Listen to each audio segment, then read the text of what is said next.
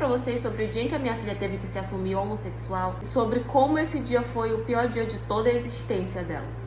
Ei, fica aí que tem história nova. Essa história aconteceu quando a minha filha tinha 14 anos e, bom, quando a gente é mãe, a gente sabe, né? A gente desconfia, a gente sempre sabe, nem que seja lá no fundo, a gente sabe. E com a minha filha não era diferente.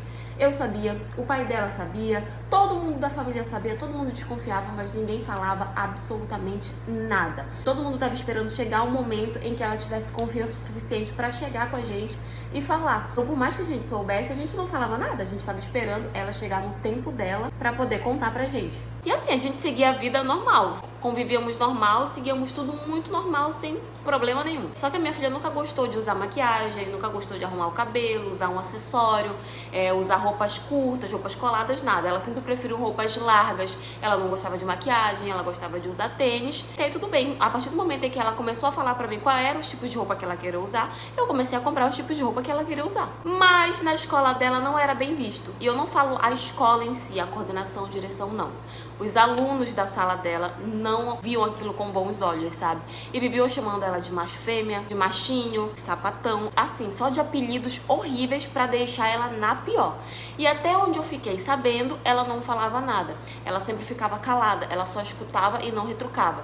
Mas é óbvio que aquilo de alguma forma magoava ela, né? Deixava ela triste. Só que a gente não sabia de nada disso porque ela nunca contou pra gente e porque nunca chegou nos ouvidos da direção, coordenação, e nunca ninguém nos contou que ela tava sofrendo esse tipo de bullying dentro da escola. Mas enfim, o pior dia foi que ela teve uma discussão com o pai dela dentro de casa antes dela ir pra escola por uma coisa da casa que eles acabaram discutindo e ela foi pra escola com muita raiva. Nesse dia, essas colegas dela foram e começaram a xingar ela, falar as coisas pra ela.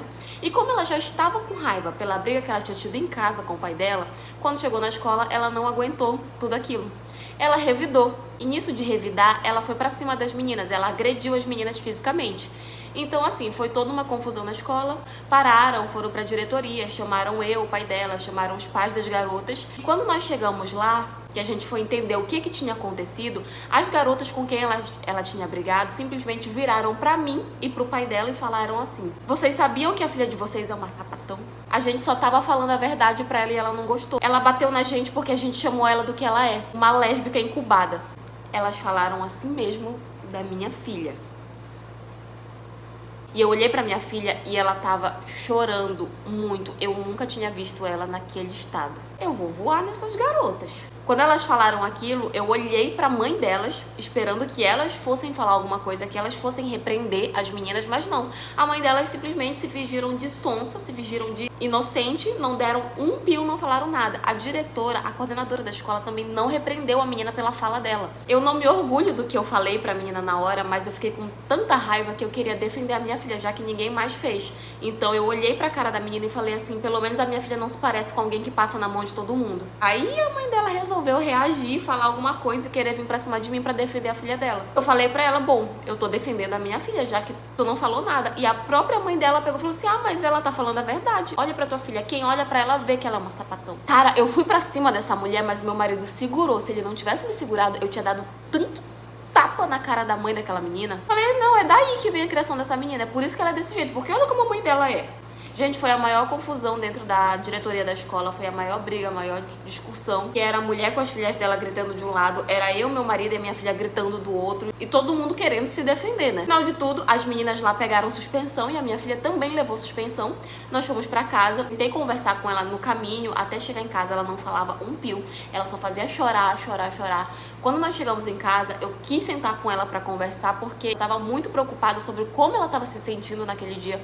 Ela não quis conversar, ela foi pra dentro do quarto dela, ela ficou trancada o final de semana inteira dentro do quarto. Ela não queria sair nem pra comer, eu tinha que ir lá na porta, deixar a comida na porta pra ela, porque nem entrar no quarto ela não queria deixar eu entrar.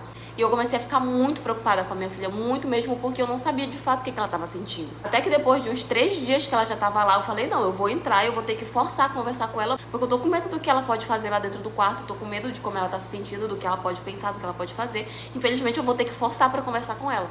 E aí eu bati na porta do quarto, ela não quis abrir, e o quarto dela tinha tranca, né? O pai dela teve que arrombar a porta do quarto pra gente poder entrar. E aí sim a gente conversar com ela. Ela não tava triste pelo que aconteceu na escola, ela não tava chateada com as meninas, ela não tava nada. Ela simplesmente tava com vergonha de mim e do pai dela por a gente ter descoberto daquela forma. Ela tava com vergonha da gente, os pais dela. Tava com medo do que a gente ia falar pra ela. Eu sentei pra conversar com ela e falei pra ela que ela não tinha do que se envergonhar. Que eu já sabia, eu sempre soube. Mas que eu estava esperando ela ter o momento dela pra me contar. Então, se a preocupação dela era de fato com nós dois, que ela não precisava se preocupar. E foi aí que ela se levantou, que ela começou a conversar com a gente, que ela pediu desculpa por não ter contado antes, que ela pediu desculpa por ter deixado as coisas chegarem nesse ponto. Nós conversamos, não tinha por que pedir desculpa, ela não tinha por que se envergonhar, ela não estava cometendo nenhum crime, pelo contrário, ela se defendeu e a gente deu parabéns a ela por ter se defendido. A gente conseguiu tranquilizar ela, porque ela estava com medo pela gente, mas a gente conseguiu tranquilizar, depois ela acabou voltando para a escola, aquelas meninas também voltaram, mas elas nunca mais implicaram com ela. Só que quando finalizou o ano, a gente tirou ela daquela escola e preferiu colocar ela em outra escola, onde ela se sentisse mais confortável. E ela conseguiu terminar o ensino médio e hoje ela tá feliz com a namorada dela. Pra gente é isso que importa, que ela esteja feliz, que ela esteja bem com ela mesma. Mas o que eu quero falar pra vocês com esse vídeo? Tenham respeito pelos outros. A pessoa pode ser diferente de você no que for. Você precisa respeitar ela. Ninguém tá dizendo que você tem que gostar. Você tem que respeitar. Se todo mundo tivesse essa consciência, com certeza a gente não ia ter tantos casos absurdos por aí. Mas enfim, essa é a minha história. E foi isso.